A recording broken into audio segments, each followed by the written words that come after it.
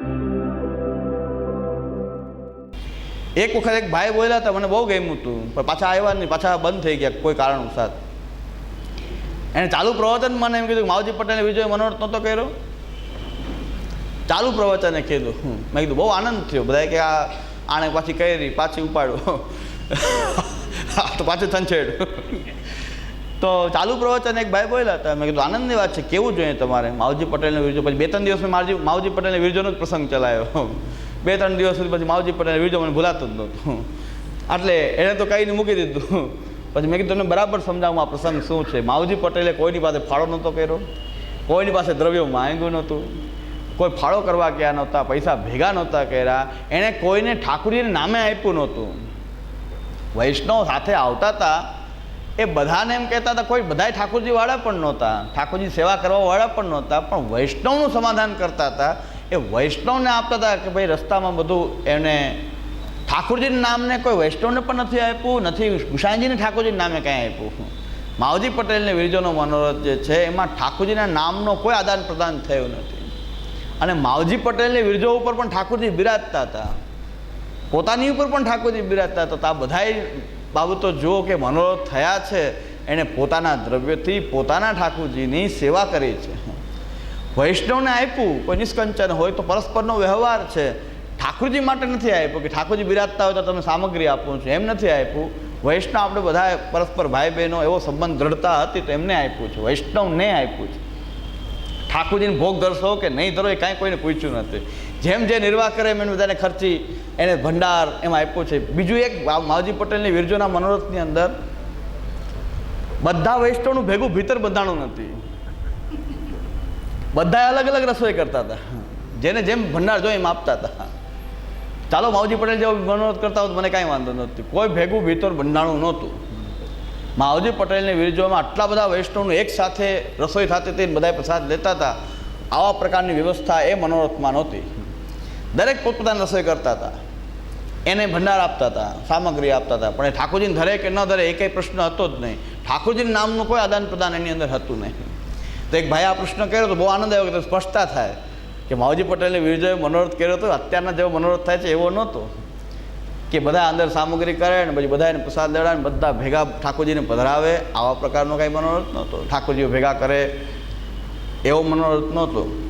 પોતાની પર ઠાકોરજી ન બિરાજતા હોય અને અન્યને ઠાકોરજી માટે આપે, બીજાના ઠાકોરજી પધરાવીને ભોગ ધરે એવું કર્યું નહોતું. પોતાની ઉપર પણ પ્રભુ બિરાજતા હતા, એની ઉપર ઠાકોરજી બિરાજતા હતા. તો બધી સિદ્ધાંતિક વાતો જ રહેલી છે. પણ હવે મનોરથનો કાંઈ વિરોધ થોડો કરી રહ્યા છે. અમે કહીએ છીએ મનોરથનો વિરોધ હોઈ શકતો નથી. ઠાકોરજીના સુખ માટે આપણે ત્યાં મનોરથ હોય છે, પણ બીજા કોઈ હેતુથી તો મનોરથ થતું હોય. પાછી પ્રયોજનાંતર વાત કરું છું કે પ્રયોજન અહીં ભગવત સુખનું હોય છે, બીજો પ્રયોજનાંતર તો એ પાછું વ્યાવૃત્તિ છે. તમારા ચિત્તની વ્યાવૃત્તિ તમારે પાછી એ સેવાને લાયક સેવા હજી લાયક નથી. જો બીજા કંઈક પ્રયોજનો હોય તો મનોરથનું એક જ પ્રયોજન હોવું જોઈએ, ઠાકોરજીનો સુખનો વિચાર, પોતાના ઉપર બિરાજતા પ્રભુના સુખનો વિચાર. તો મનોરથનું પ્રયોજન, મનોરથ તો આપણી સેવાનું એક બહુ સુંદર એક પાસું છે ભગવત સેવાના પ્રકારનું. તો એનો કેમ વિરોધ કરી શકાય? એનો વિરોધ નથી કરતા, મનોરથનો વિરોધ નથી કરતા, પણ વિરોધ કરીએ છીએ કે મનોરથના નામે સિદ્ધાંત વિરુદ્ધ પ્રવૃત્તિનો આપણે વિરોધ કરીએ છીએ. અને બીજું, શ્રી પુરુષોત્તમજી માટે એમ કહેવાય છે કે જો પુરુષોત્તમજીએ ટીકાઓ ન લખી હોત તો એ કઠિન થઈ જાત કે આ ગ્રંથ મહાપ્રભુજીનો છે કે નહીં. શ્રી મહાપ્રભુજીના બધા ગ્રંથો ઉપર આપે ટીકા વ્યાખ્યાઓ આપે લખી, ઉપરાંત કેટલા અનેક વાદ ગ્રંથો આપે લખ્યા છે. પુષ્ટિ માર્ગને બહુ મોટું બલ શ્રી પુરુષોત્તમજીએ આપ્યું છે. નિબંધ ઉપર આવરણ ભંગ એ પુરુષોત્તમજીએ આપ્યું છે. અને સુબોધનીજી ઉપર પ્રકાશ, આવા ગ્રંથોની રચના, આખા સુબોધની ઉપર આપે ટીકા, પ્રકાશ નામની ટીકા શ્રી પુરુષોત્તમજીએ આપી છે. તો પુરુષોત્તમજીનું પ્રદાન આપણે ભૂલી શકીએ, આપણે ઋણી છીએ આવા આચાર્યને. પણ દુર્ભાગ્ય આપણું એ છે કે એમનું અવળું સ્થાન પણ સાચવી શક્યા નથી સુરત માટે. ગૌરવ લેવા જોઈએ ભાઈ, એ સારું હશે, ભગવદ ઈચ્છાની સારી વાત છે, નકર ત્યાં અંબાને મનોરથ થતા હોત. મને પછી એમ થયું, પહેલાં એમ થયું કે આ સ્થાને સાચવું નહીં અને ઉકેળા જેવું ત્યાં પડ્યું હોય, અમે ત્યાં બધું સાફસૂફ કરીએ અને થોડીક વાર પુરુષોત્તમજીને અહીંયા યાદ કરીએ, ગ્રંથ વગેરે કંઈક, તો ત્યાં જઈએ ત્યારે બધું સાફસૂફ કરીએ અને ત્યાં ઉકેળા જેવું પડ્યું હોય કારણ કે જગ્યા વેચાઈ ગઈ છે, કોઈક અન્ય પાર્ટીના કબજામાં છે. ત્યાં ઓલો વોચમેન હોય એ પૂછે, અહીં તમે આવો જ શું કામ? ભાઈ અમારા ગુરુની જગ્યા છે, દેવનું સ્થાન છે, એવું કાંઈક કહે કે તો હાલે. એની પાછી પ્રસાદ દે, પ્રસાદ બધે હાલે પાછું. કંઈક ભોગ ધરેલું એને આપે, બિચારો ખુશ થઈ જાય કે કરો તમારે જે કરવું એ કરો. ભાઈ અમારે બીજું કાંઈ કરવાનું નથી, અમારા ગુરુનું સ્થાન છે એટલે અમે અહીં આવીએ છીએ. એને ભોગ ધર્યો હોય કે પ્રસાદ દઈ દઈએ તો એ ખુશ થઈ જાય. એટલે આ બધું બધે ચાલે છે પાછું કે પ્રસાદ અમે તો ધર્યો એને આપી દઈએ, તું રાખ, તો એ આપણને જવા દે ને કે બીજાની જગ્યામાં કોઈ આટલા બધા અંદર જઈએ ને બધું કરીએ તો કોઈ જવા દે કે ન જવા દે. તો એ પૂછતો તમે આવીને આમ કરો શું? અહીં તો કાંઈ છે નહીં, બધું ઉકળા જેવું પડ્યું, તમને આમાં શું અહીં શું મજા આવતી હશે? હું આમ આવો છો? શ્રી પુરુષોત્તમજીના અહીં બિરાજતા અને ગ્રંથ અધ્યયન એકાંતમાં કરવા માટે તે ડુમસ પધારતા, એકાંતમાં લેખન અધ્યયન વગેરે કરતા એ સ્થાન છે. તો આ સુરત માટે, અને એ સુરતની અંદર જે પુરુષોત્તમજી એટલો ભોગ આપ્યો પુષ્ટિ માર્ગને સજીવન રાખવા માટે, શ્રી પુરુષોત્તમજી આજીવન આખું સમર્પિત કર્યું. ગીતાજી ઉપર અમૃત તરંગણી નામની ટીકા, દ્રવ્ય શુદ્ધિ વિચાર જેવા ગ્રંથો શ્રી પુરુષોત્તમજી આપ્યા. અનેક ગ્રંથોની રચના કરી છે પુરુષોત્તમજી, અનેક વાદ ગ્રંથોની રચના કરી. તો આવા આચાર્ય કે જો એ પુરુષોત્તમજીની ટીકા ન હોય તો આપણે સંદિગ્ધ થઈ જાય કે આ ગ્રંથ મહાપ્રભુજીનો છે કે નહીં. એવા શ્રી પુરુષોત્તમજી આ ભૂતલ ઉપર આ સુરતની અંદર બિરાજ્યા, અને ત્યાં મહાપ્રભુજીના સિદ્ધાંત વિરુદ્ધ કૃતિ થતી હોય તો બહુ પરિશ્રમ થશે. આ શ્રી પુરુષોત્તમજીને ખૂબ પરિશ્રમ થશે કે જેના માટે આપે લોહી રેડ્યું હોય અને ત્યાં પછી ખોટા આ ઢોંગ થતા હોય. અને મને થોડીક આ સેવા કરવાનો મોકો મળ્યો એટલા માટે હું એની સેવા માની લઉં. લોકો ભલે ગાળો દે પણ સેવાનો કે ભાઈ પૂર બહારમાં બધું વાતાવરણ ખીલ્યું હતું ને એમાં અહીં મારે આવવાનું થયું અચાનક અને આ બધું વાતાવરણમાં કાંઈક ડખો ઉત્પન્ન થઈ ગયો. એટલે પુરુષોત્તમજીના આ ઘર કયો તો ઘર, એમની ભૂમિ કયો તો ભૂમિ, ત્યાં મહાપ્રભુજીના સિદ્ધાંતથી વિરુદ્ધ ત્યાં થતું હોય તો પુરુષોત્તમજીને કેટલો પરિશ્રમ થાય કે. અને આટલું ગૌરવ આપણે લેવા જેવું છે કે આવા આચાર્ય આપણા સંપ્રદાયની અંદર પ્રકટ થયા. આપણે ગીરના ગ્રંથ વાંચતા પણ નથી, શ્રી પુરુષોત્તમજીના ગ્રંથો કોઈ વાંચતું પણ નથી. એ આપણું દુર્ભાગ્ય છે. આપણે બધાએ પુરુષોત્તમજીના ગ્રંથોનું અધ્યયન કરવું જોઈએ. મને એમ લાગે છે કે જગ્યા મેં કીધું બધાને પ્રકાશિત થઈ ગઈ હોત તો ત્યાં પર મનોરથ ચાલુ થઈ ગયા હોત. મેં કીધું સારું છે કે નથી જાયું, એ વેચાઈ ગઈ છે, કોઈ જગ્યાનું કોઈને ખબર નથી. નકર જ્યાં બેઠકજી બની અને ન્યાય આંબાના મનોરથ ને દે આ તપેલીઓ ને દે મનોરથ ને બધા ત્યાં ભેગા થઈ ગયા હોય. એટલે સારું થયું પુરુષોત્તમજી બચી ગયા. પુરુષોત્તમજી કે મહાપ્રભુ તો સલવાઈ ગયા, હું બચી ગયો.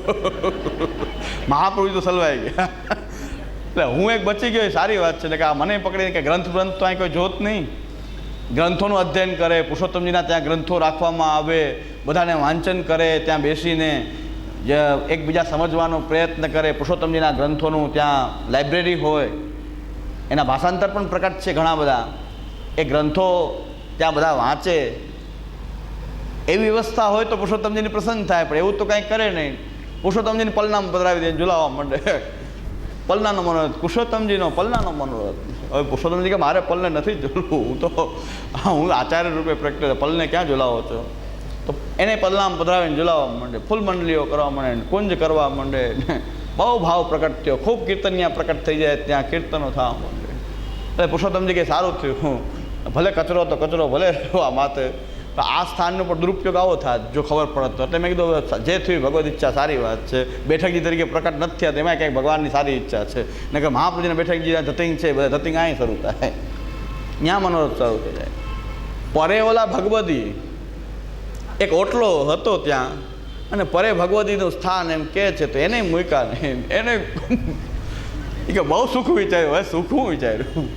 પરે ભગવદી એને એક ઓટલો હતો, બધા યાદ કરતા કે પરે ભગવદી હતા એટલું કાફી હતું. સેવા ઘરે કરવાની છે, ઘરે નથી કરવી. પરેના બેઠકજી શ્રીનાથજીનું ત્યાં મંદિર. અરે ભાઈ કાંઈ બાકી જ્યાં દેખ્યું નથી મંદિર કર્યું, આરતી શરૂ અને ન્યાય મનોરથ ના તે એ જ વસ્તુ પાછી શરૂ થઈ ગઈ. ઓલાને ભગવદીનો ચોતરો બની ગયો, એને કે ધોતી પણ જે ભાઈ મેં તો ગયો નથી. બધા કે પધારો એકવાર દર્શન તો મેં મારે તો મન ભરાઈ ગયું છે, અહીંથી બહારથી જ મન ભરાઈ ગયું. બહારથી જોઈ લીધું ત્યાં જ મન ભરાઈ ગયું કે અંદર હવે જવા જેવું નથી. પહેલાં નહોતું બન્યું ત્યારે સારું હતું, જે ઓટલા જેવું હતું ને એક સ્થાન હતું એ સારું હતું. હું તો કહું છું કે એનો પણ દુરુપયોગ શરૂ થઈ ગયો ને, થવા માંડ્યો. તો ત્યાં મંદિર આ તે કીર્તનો ના મનોરથો ચાલુ. તો પરે ભગવતી કે મને ખબર નથી કે આમ સેવા થાય, હું તો ખબર નથી ભોગે કેમ ધરાય એ ખબર નથી. આ બધા અહીં તો એની ચોતરો બનાવી દીધો, અને આ બાજુ શ્રીનાથજીનો અલગ ચોતરો બની ગયો, ત્યાં શ્રીનાથજીનું મંદિર. તો હા, જ્યાં સ્થાન જોયું નથી કે આપણે ત્યાં આ પ્રવૃત્તિ ચાલુ કરી. હવે સેવાથી નાશ થયો કે ન થયો? આ સેવાની બધી ક્રિયાઓ છે ને, ભોગ ધરવું, મનોરથ કરવો, આ સેવાની ક્રિયાઓ છે. પણ સેવાની ક્રિયાઓથી આપણો બધાનો નાશ થઈ ગયો કે નહીં? આ નાશ થઈ ગયો આપણો બધાનો. છે બધું સેવાના કાર્યો છે આ બધા, જે સેવાની અંદરની વસ્તુ છે, પણ એનો ઘરમાં ન કરી અને બીજે કરવા માંડ્યા, એનાથી આપણો નિશ્ચિત નાશ થવા માંડ્યો. આ સેવા આપણા નાશનું કારણ બની ગઈ, આમ બોલવું પડે. ભયંકર મુખરતા દોષ કે સેવા નાશનું કારણ બની ગઈ. આ મહાપ્રભુજી કહી રહ્યા છે કે ભક્ત્ય ભાવે તું તીરસ્થો યથા દુષ્ટે હિ સ્વકર્મભિ અન્યથા ભાવમાપન્ન તસ્મા સ્થાનાચ નશ્યતે. ભક્તિ વગર તો સેવા કરનારાનો પણ નાશ થશે. પ્રેમ અને ભક્તિ વિના તો નાશ જ થવાનો છે. આ બધા નાશના કારણો આપણે બધા, જેમ કે પેટ ચોડીને સૂળ ઊભા કર્યા, આ હતા નહીં, કાંઈ દુખાવો થતો નથી. બહુ સરસ માર્ગ દુખાવો, ચોળો પેટ, બધાએ પેટ ચોળવાનું શરૂ કર્યું. એક નાનો ચોતરો પરે ભગવત કે નહીં, પેટ ચોળો કરો, મંદિર મોટું, પેટ ચોડી ચોડીને સૂળ ઊભું કરવું. એટલે બધાએ પેટ ચોડી રહ્યા છે. મહારાજે પેટ ચોડે ને, ભગવતી ચોડે ને, મરજાદી ચોડે ને. દુખાવો નથી તો કેમ નથી થતો એ પ્રશ્ન છે. બામ લઈ લઈને, સીસી લઈને બધા મંડી જ પડ્યા છે. જેના પાસે જે સાધન છે એનો ઉપયોગ કરીને પેટ ચોડી રહ્યા છે કે દુખાવો ઉત્પન્ન કરો. દુખાવો કેમ ન થાય? મહાપ્રભુજી કેમ બધે આપણને સરળતાથી ભગવત પ્રાપ્તિ કરાવી દે? આપણે વચ્ચે દુખાવો ઉત્પન્ન કરો કે એમને એમ કષ્ટ વગર ક્યાંય ભગવત પ્રાપ્તિ થાય? મહાપ્રભુજી સરળતાથી ઘરમાં સેવા કરો, આનંદથી ભગવત પ્રાપ્તિ થઈ શકે છે. તો આપણે કે એમ ન કરાય. લ્યો બામની સીસીને ખૂબ ચોડે, ખૂબ ચોડે, એટલે ભાઈ દુખાવો ન થતો હોય તો જ થવા માંડે. તો આપણે બધા આવા આ પેટ ચોડવાનું આપણે કરીએ છીએ કામ, કે જ્યાં પુષ્ટિ માર્ગની પદ્ધતિ એટલી સરળ શ્રી મહાપ્રભુજી પ્રકટ કરી, આપણે એને એટલો પેટ ચોડી ચોડીને આવા સૂળ ઊભા આપણે બધાએ કર્યા છે. તો શ્રવણ કીર્તન માટે શ્રી પુરુષોત્તમજી આજ્ઞા કરી રહ્યા છે કે વક્તા શ્રોતા જો શ્રવણ કીર્તન માટે એકત્ર થાય તો પણ એકબીજાના દોષોનું સંક્રમણ થાય છે.